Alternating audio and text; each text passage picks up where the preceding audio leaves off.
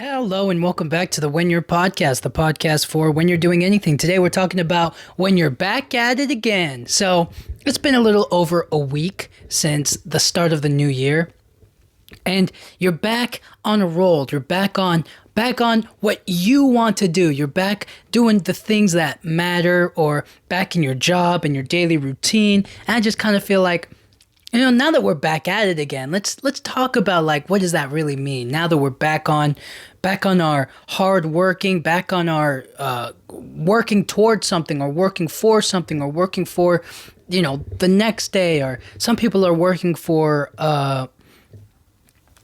towards a better job. Some people are working in the career that they want. Some people are working towards other small goals. Maybe they already have things that they enjoy, and they're just enjoying their life now. The bucket list, as you will, just getting back on the horse, getting back on to the daily life. What our individual daily lives are.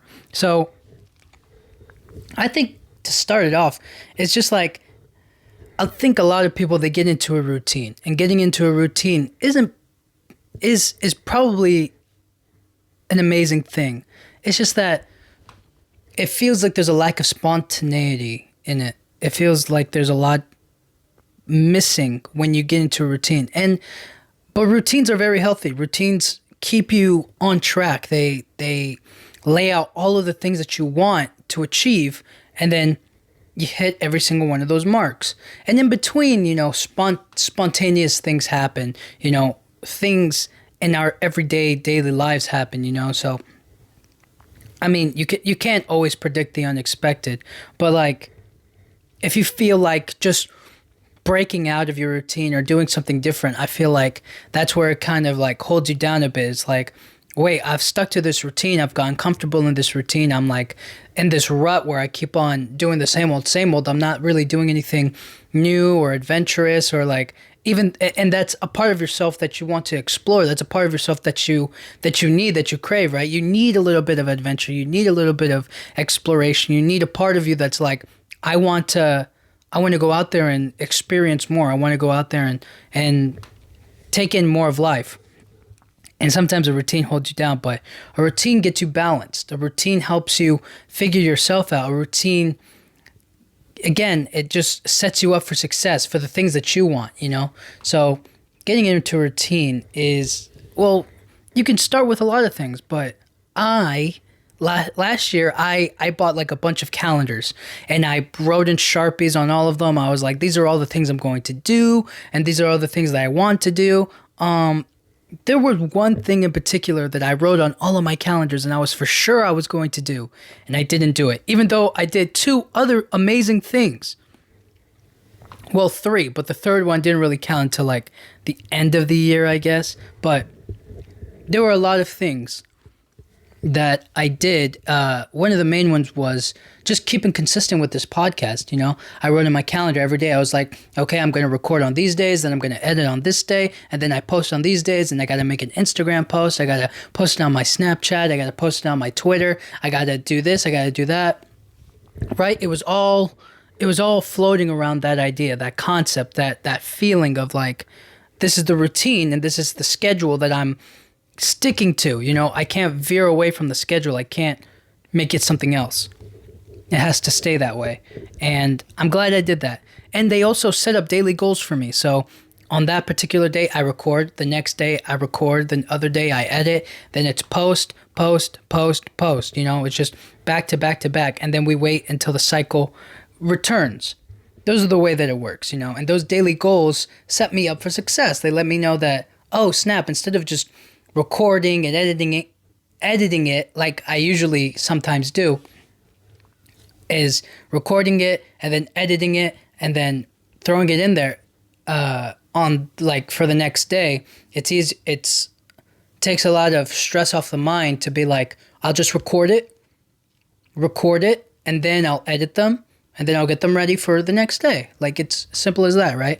But it makes it simple and effective. It makes it very when you only have one thing to do, or it's like one objective that day, or you have like a number of things that you have to check off the list, it just makes it so much more efficient. It's so much more simple, and it just makes it doesn't feel like a lot of chaos.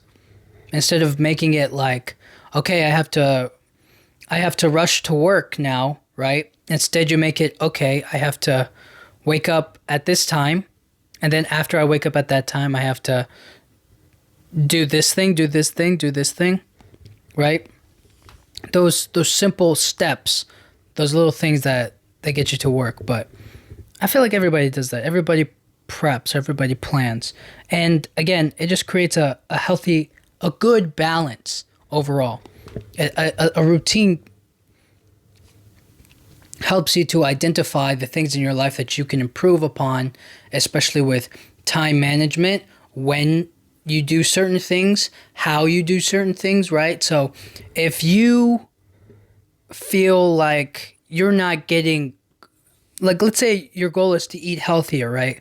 And you feel like, well, it takes a lot more prep time to really to eat healthy, then you set up a time to make those healthy meals. You set up a time where, or maybe if you like them like, if you like them fresh, like if you like them like you just cooked it and then you eat it that day, instead of cooking it all, like doing prep meals, instead of cooking it all in one spot at one time and then putting them in whatever, what's it called? Tupperware? Putting it in a Tupperware and then refrigerating it and then microwaving it. Like, instead of doing that, you're like, I want to do it fresh. I want to do it. You know, I do have the time to do it. Let me try it, right? If that's your way to do it, you know what I'm saying? Then you'll have to schedule more time to do those things. But again, that's the trying to find the balance, right? Is that I don't have time to sit down and cook every single one of my meals. So I'll take one time to schedule out when I'm going to cook all of my foods for the week. And that'll be the day I cook. And maybe I'll like order a salad or something. You know, I won't cook that. I won't eat that day, or I won't cook food for myself that day, even though it's like you're already cooking, so it doesn't really matter. But again, I'm just trying to get at that's how you figure out your balance. You figure out, okay, I don't want to waste time on cooking, so I'm just going to do this. And the same goes for like, if you want to exercise, if you want to read more books, for example, that's a one. That's a great goal, but you feel like every time you start reading the book, you're not fully invested, or you feel like, I'd rather be on my phone, or there's something else I want to watch, or like, why would I sit down and read this book when I have like a TV show I've never seen before, or like there's something more visually impressive, you know what I mean? But the thing is that like, not all books are TV shows. Not all ideas, not all characters, not all of these things can be expressed through the TV, through movies. So it's a lot. Books are a great way to get more stories and to have more investment in like characters and tropes. So like romance novels. If you feel like, you know what, I've watched Bridgerton too many times, or, you know, you've watched too many rom-coms and you're like, I want some more of that. But you feel like, but they're all pretty cheesy and they don't hit the same, and they're not like, you know, they're not like how they used to be. They're modern, but it doesn't make any sense. It's just like it messes up the whole thing, right? Because I'm definitely that kind of person. I'm like, it's a lot better when it's like old-timey, back in the old days, you know, without social media, without the internet and all that stuff. Like, modern day rom-coms just don't do it anymore like they used to. So then you're like, but you know what? Maybe let me read this book. Maybe they have something here. Maybe there's something to this.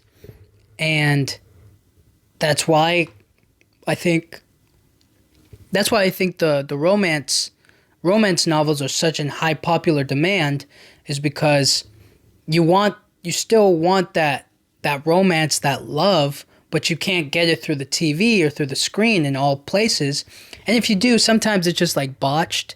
They don't do it right, or it feels like it's kind of dragging behind, or it's like they don't do it as good. You know what I mean? even though they do try, it's just like it's not there. So it's just, oh, I want to read more books about romance because I like romance. Let me see what this is about. And then you find it. And then instead of making it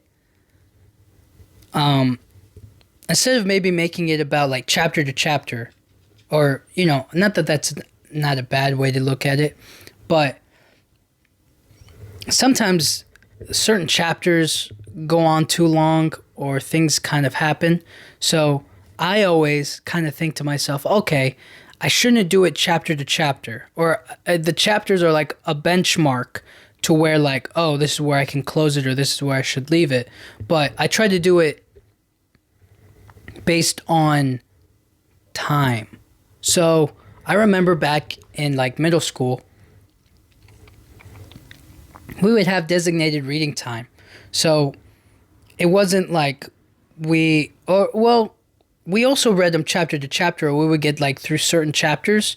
So the teacher would be like, okay, we're going to read from chapter 2 to chapter 5, today in class, right? And chapters 2 to 5 would be like, I don't know. I don't really remember how long classes were, but it couldn't have been anything more than like 25 minutes or like 20 to 25 minutes. It couldn't have been extremely long, So that's how I think about it now. I'm like, okay, I know I can't fully read like the whole book in one go. I mean, I could, but it's just like, it would drag on. So instead of making it chapter to chapter to chapter, it's like, okay, I have like 15 minutes to read, that I should fully focus on reading and only focus on reading. Let me see as far as I can get, and then the chapter will be the benchmark. So if I get from chapter 1 to chapter 3, or like, I get from chapter 1 to chapter 3, then I'm like at the beginning, like a page into chapter 3, I'm not going to be like, oh, well, let me just forget the rest of the chapter. No, I'm going to read until the end of chapter 3, and then we'll start again on chapter 4. Stuff like that. That's what I think of, like figuring out the balance in your mind, or figuring out the balance of the things that you want to achieve, is that you look at it for what you want it to be, and then figure out, okay, how does it fit into my life? How can I squeeze this in? How can I make time for it, instead of struggling to find the time for it. You just like, I'm going to make time for it, and it's not just going to be like a hassle to me. It's going to be something that I want to make a part of my life. And I like that. I think that's getting back at it again. But there's more than just like those simple life, right? There's more than just those simple goals. There's also getting back at it again with your job. So if you're working at a place,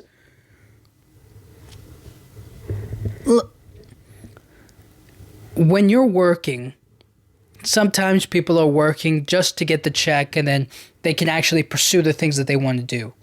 Or maybe you're working somewhere that's good, but it's not great.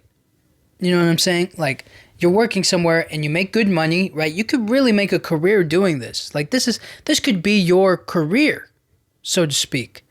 But it isn't exactly what you're happy doing, right? Like, I know you spent like maybe some time and a lot of I know you spent so much of your life, so much of your time focused on this one goal. You know, maybe you really wanted to become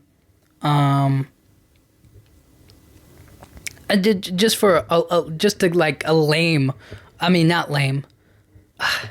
I mean like, let me just give like a random profession that's not like, no shade to librarians, but it's like, if you're a librarian, right? And you're like, I've worked really hard to like become a librarian. I've worked really hard to like be in this position where I can sort these books out and I can read books and I can be a part of like kids learning and stuff like that, right? Like,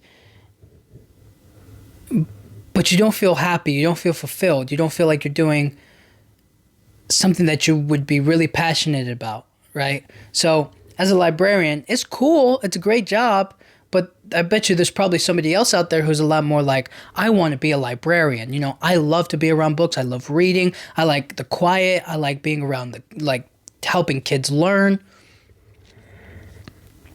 Whereas if you're a librarian, you're like, it makes good money. I'm at like a good place right now.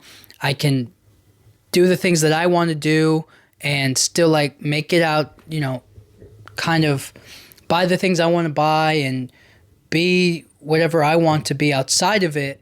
Then it doesn't really matter what I do, right? But there's something a little unfulfilling about working at a job just to get more money or just to like keep on building up wealth, It's more of like, I want to do something that I really like doing and get paid for it. But that's not, but we all have to work up to that point. We all have to try to figure out how do we get there, figure out what we do like, what we do love. So when you're back at it again with your job, it's just like, I'm here to make more money so that way I can invest in myself, so I can like really put that money into who I want to be.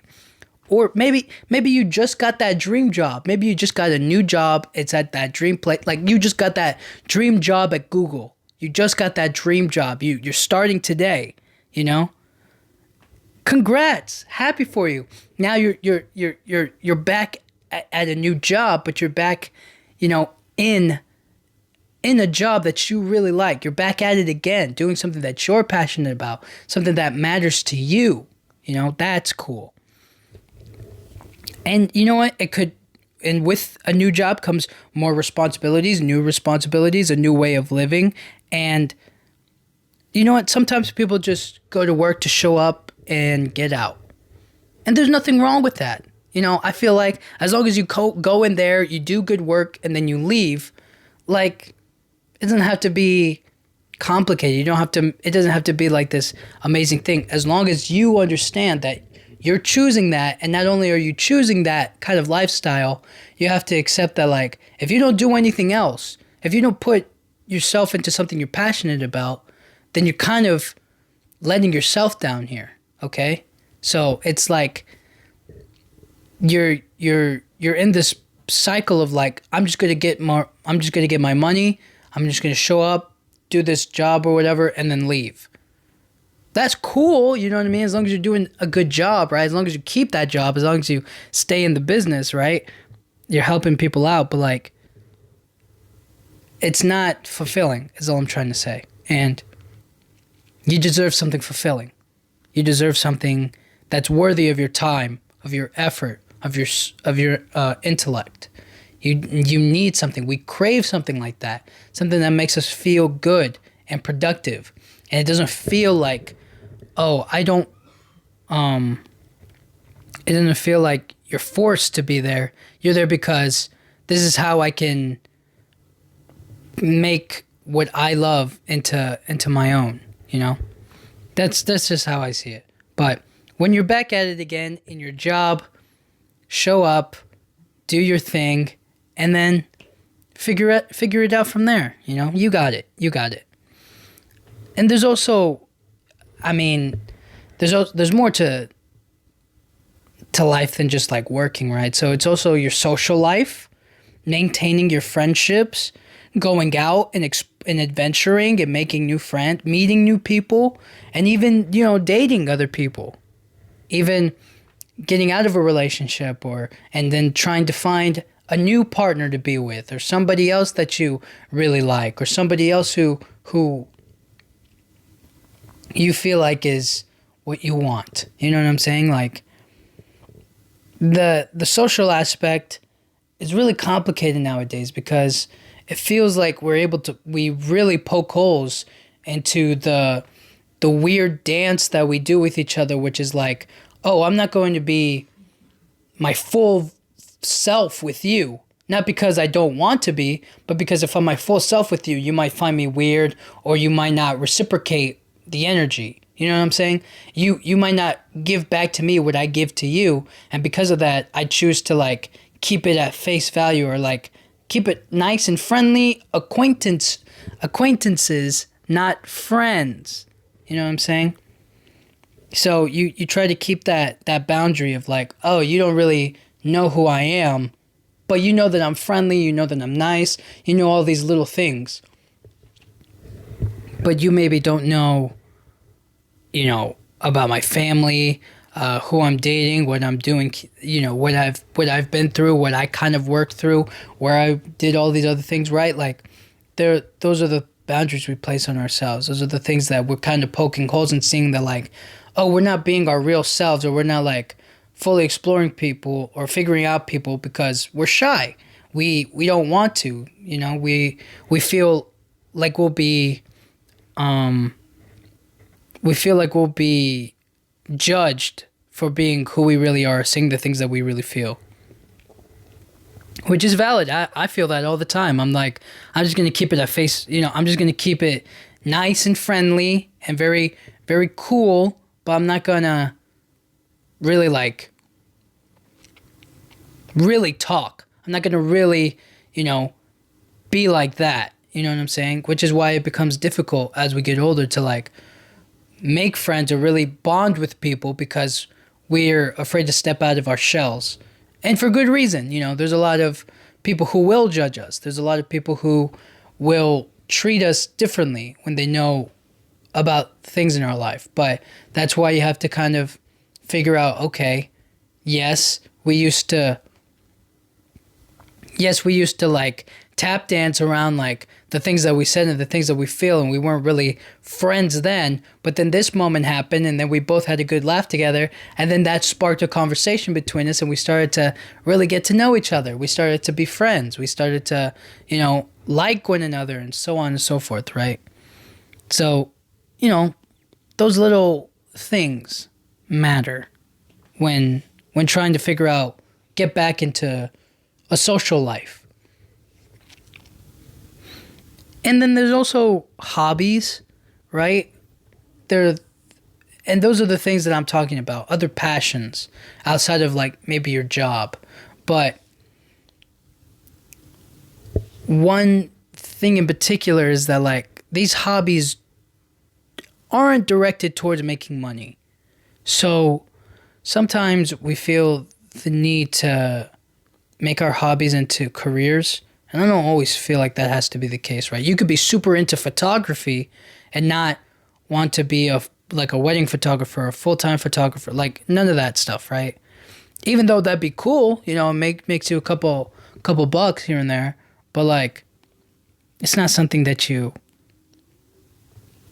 do, right? You got into photography as a hobby because you like to take pictures of your family or of your dog or of the trees, or, it was just a way to get outside and take pictures of nature and all of those other things. You know what I'm saying? Like, those are the reasons why. And wildlife photography is crazy. It's super cool now. They have so many people out there who record and photograph animals. They photograph the trees, the different seasons of like a different place. Like, they do all of those things, and I feel like that's cool. Of course they make money from it, but like, you don't have to, right? That's what makes it a hobby, essentially. But you do it for you. What's something that you do for you? Well, I like to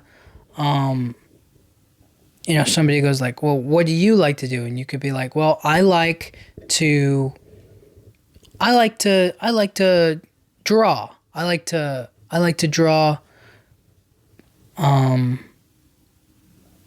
whatever. I like to draw, it could be anything. You could be like, I like to draw trees. Okay. That's something that you like to do. That's for you, outside of everything else. And you don't care if you make money from it or not. It's just something that you like to do for yourself. It's something that you can look at and you can admire and you can have fun doing, in your own free time, essentially. And then once you finish the drawing of the tree, then you're like, wow, look at that. That's beautiful. I put a lot of time and effort into this. It's a great accomplishment that I was able to finish this, And also, it helps you not get rusty. Because sometimes we go away from something and then we try to come back to it and we're like, I kind of not lost interest in it, but I'm shaky on it, right? Like if you're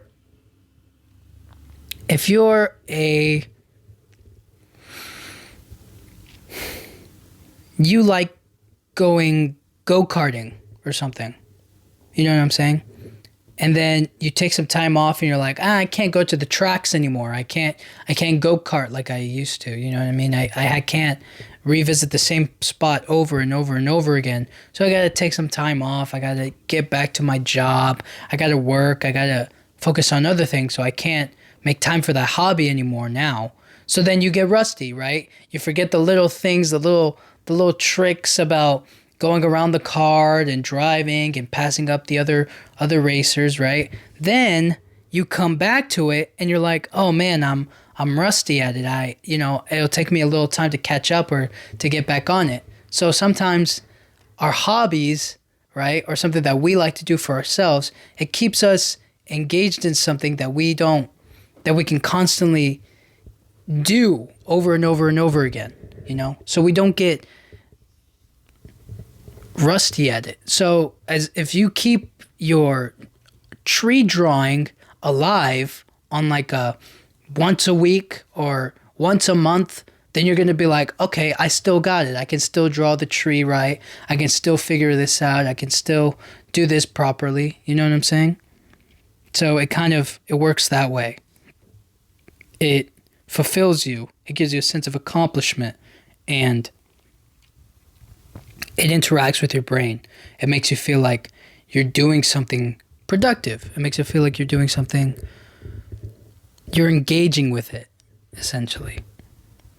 And it's also just fun. It's all, what about our lives is fun, right? Jobs can be fun as long as you like the job, right? We may not always like our job, so it's not always fun.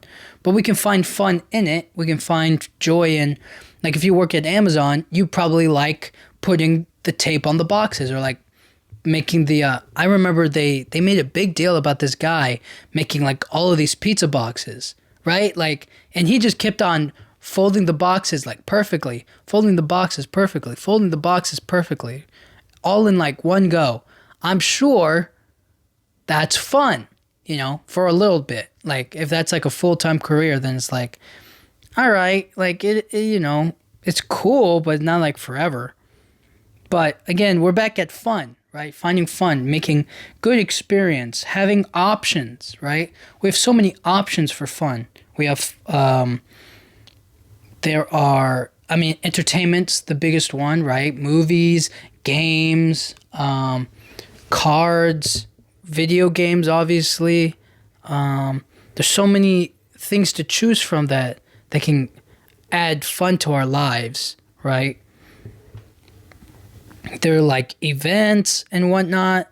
You know what I'm saying? Like they probably had like in December, they probably, or still now during the wintertime, they have like ice skating, you know what I'm saying? Like fun things that we can go out and do, fun things that we can go out there and experience by obviously spending money, but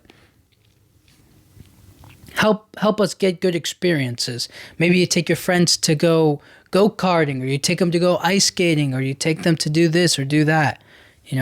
That's fun. Those are fun things to do. And it's also kind of why I'm like, when I see people engaging with, I keep on saying engaging too much. When I see people interacting with or like looking at people who watch other people play video games, I'm just kind of like, where's the entertainment value? Like, they're doing the thing. You should be doing the thing too. Like, at least in that sense, it's like, oh, that makes perfect sense. Because you're doing it together, right? You may be watching them, but at least you're also playing, right? That's what I think. That's what I find fun. And a lot of people just find watching them fun, which is totally fine, but it doesn't feel like you're getting an overall great experience. It feels very limited. It feels like you're not 100% getting what they're doing or how they're interacting. But whatever. It's all about how we can have fun. I'm big on fun. Like, how can I make this the most fun thing? You know. But moving on, there's also to get to fun. It takes a little bit of planning, right? Because not everybody's on the same schedule. You might have like a big group of friends who you're like really cool with, who like you really care about. But you guys aren't on the same schedule, right? You have to plan. You have to figure out like, well, actually, I'm working on this day, so I can't do that day, but I can do this day. It's like, well, I'm actually working that day, so if you guys go, I won't be able to go. And it's like, oh, darn, it's like none of us can figure it out. So then you go like, okay, well, we're going to plan for this weekend. Everybody take that weekend off, and then we can go do it. And then like, cool. You know what I'm saying? So you can plan your next holiday, your next birthday, your next friend trip or adventure, or you can plan a concert to go to, right? Like, and everybody chips in, everybody helps out, like all that stuff. And then the interpersonal relationships get a little bit, it depends on the circumstances, right? Some people are willing to spend the money, some people are not willing to spend the money, and you have to figure out, well, if we're going to spend the weekend together, like we should at least get a nice place where we can all hang out and stuff, right? And if we're going to spend money individually, we're going to like pitch in, how's it going to work? Like, those are the things that where planning kind of messes up the fun, right? It's like, well, in order for us to enjoy the time together, we have to do these certain things. And because of that, it messes up the whole thing. So if you're going to plan for somebody's birthday, you're like, well, we're going to do this, this, and this. Or like, I want you guys to come to my birthday and I want us to all go to like this place. You know what I'm saying?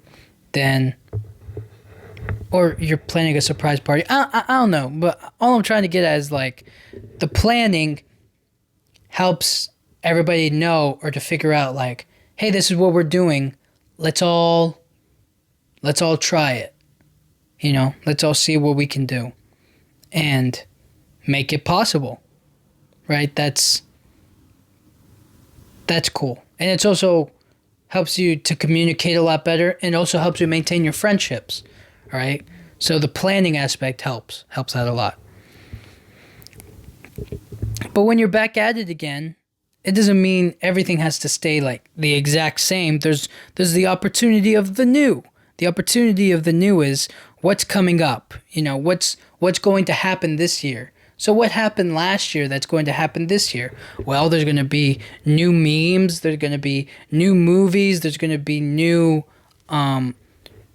there's going to be all kinds of new songs. There's going to be all kinds of new things that happen to us that we're going to kind of like dismiss or going to be like, oh, snap, like, cool. But then we kind of like all move on. But that's not the case. That shouldn't be the case, right? It's accepting the new and being, I don't want to say heavily invested in, but we should at least give it a little bit of like, oh, cool, like, there's something to be said about being in the present that we kind of dismiss or that we kind of look away from, right? I feel like when Barbie and Oppenheimer came out, we were all really invested in that. We were all present for it. We all felt that that was like a big shift. That was a big moment, And we can do the exact same thing this year. Maybe not like the double feature like we did last time. Or like it was a good dichotomy between the two films, right? One was more dramatic and the other one felt like it was going to be a lot more upbeat and lighthearted. You know what I'm saying? But anyways, the new, what's coming up? What's going on? New movies. So I saw a thing that was like 2024 is going to be a movie of sequels. They got like so many sequel movies coming out this year that I was like, dang, like, and some of them are from like when I was a kid. So they got Kung Fu Panda, they got Kung Fu Panda 4, I believe. I think they did Deadpool 3 this year. I don't recall. And I don't know how far along they are in the process. But there was that one. Paddington 3, there was that one. They had, I'm trying to think. What else was there? I mean, there were any number of movies, right? But like, they're all sequels. They're all like continuations of a franchise. You know what I'm saying? So because of that, it kind of feels like nostalgia's hitting a little bit, right? Like, oh, I got to go to the movie theaters to see that. I'm invested in those movies coming up because they have I have a special connection with them, or like they mean something to me, you know? So I'm going to the theater. I'll go to the movies again, right? But this time it's to experience something new, and that's what I like. And I feel like that's the whole point, the whole purpose, you know. Anyways, that's something new that I was thinking about. Or like when a new song comes out, or when new people come into your life, right? You take in that moment in the present instead of thinking like, oh yeah, we interacted one time and that was it. It's like, no, now you have a new friend. Now you have somebody who you can engage with and talk with a little bit more, right? But you have to put some effort in. And I think we don't want to put a lot of effort in. We just want things to happen to us. We don't want to be active in our lives. We want to be passive. We want things to happen to us. And then from there, we can continue to be good. But it's a lot harder to be active and good, right? You have to make choices. You have to be the one to decide. And a lot of us feel like, well, I just want to get $1 million instead of going out and maybe making a business or doing these things to make it happen. You know? But that's the way it is. So embrace the new, you know? And that way, that'll become something exciting for you, and that's something you can get in the groove in. It's the same way as like when you were a kid in school and you made a new friend, you know, or somebody sat next to you in class who you never knew before, and then all of a sudden you guys were like best buddies. You know what I mean? That's the way it is. And while there's a lot of new things happening this year that we can embrace and we can be happy for, but there's still room for the same old, same old. So same room, same apartment, same house, right? Or maybe you still have the same friend group that you do. Maybe you have the same attitude or like the same mood that you had last year. So if you were really positive and cheery last year, or if you were maybe a little bit down in the dumps, or if you were maybe a little, you know, angry, I guess, you can still feel those same old emotions. There's nothing wrong with that. Oh, Inside Out 2. I think that comes out 2024. You see, it's all sequels. But anyways, 2024, you can have like the same feelings. You can still have the same emotions, the same mood, the same attitude about life, about what you think of your life. You can be your same self. Everybody was just like, New Year, same me, because I wasn't the problem, blah, blah, blah, blah, blah.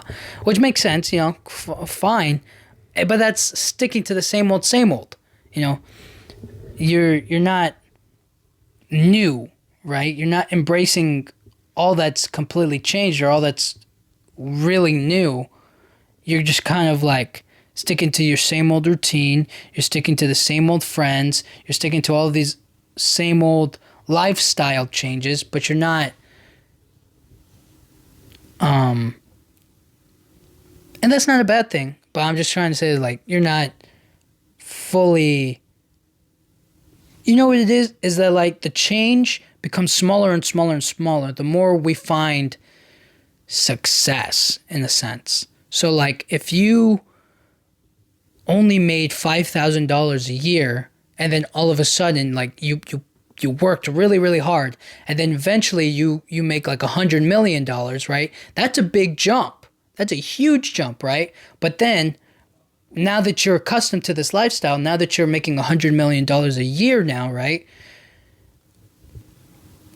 When you stay the same old, the change is very small, you know? So which is why maybe geography plays a big place into like why millionaires move to new places, or they buy new houses, or they sell their old properties, right? Because like I could never imagine why would you give up your LA mansion to go move to New York, or to move here, to move there, right? It's like, because it's different, it's new, I can afford to do it, right? Like a lot of people can't afford to move to New York from LA, or from LA to New York to LA, right? Like those are things that they can do, but they're still the same old person. They're still the same. They still make the same salary. They still do the same old thing, right? It's just that they're changing where they're living, and I feel like that's cool. But again, the change is so not. It's not that big of a jump as from $5,000 a year to a million, 100 million. My fault, or even that, right? Is that like that the jump is not monumental, and it feels like that's why maybe rich people are unhappy, because they're not getting that new change, that new satisfaction. Imagine you travel all of the places you've ever dreamed about. You've been to Japan, you've been to Africa, you went to Canada, you went to Mexico, you went to Brazil, you went to all of these different places, right? You went to every single one, and you're like, it's cool, you know what I mean? But it doesn't hit as hard. It doesn't make you feel what you thought it would give you. So then you're kind of like, the change, the money doesn't really add that much quality of life, right? It was a huge deal when you had nothing, you know what I'm saying? But now that you got it, now what?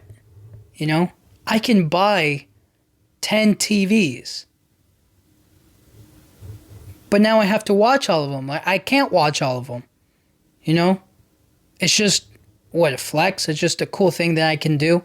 It's nice to have those big TVs in my house, right? Like, when do you get where does that leap, where does that change really impact yourself, And it becomes very, very small every now and then when we live our life, or continue to live our lives, right? It's like the new phones, right? They're not monumental leaps from last year's. They're essentially the same thing, rebranded and small adjustments to make it seem better than the last one. They're not that much better. They're not that much crazier, right? But they add a software update to it to make it go a little slower, so that way you buy the newer models, and that's the way it is. That's how they function. That's how they work. Instead of making it to last forever, You can definitely remember a feeling, but you can't. Well, yes, you can hold on to a feeling, but it just feels like at a certain point you have to accept your new life. You have to accept, oh, I'm living in a $10 million mansion. Oh, snap, I'm living in this new place, And then you're like, well, if I downgrade, then it doesn't really feel like I'm maintaining. I'm not staying, it's new, but it's not a good new. It's like a failure new. It's like I have to be here because I can't afford what I used to have. You know what I mean? So, but those are the things that matter, When you're back at it again as like a billionaire, you're just kind of like, how do I maintain this? How do I keep it at this level, so that way I don't have to go back to what I used to do, so that way I can stay in this spot.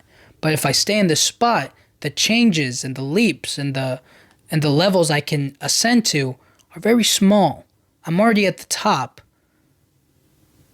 I can't make any more, I can't climb the ladder anymore. I'm already at the top. I might as well just enjoy floating, but it's not, it's kind of, it's diluted down because I've enjoyed it for so long. Whereas when I was at the bottom, or when I was climbing up the ladder, it was cool to experience. It would have been a lot more fun to experience. But anyways, I'm just rambling on about nothing.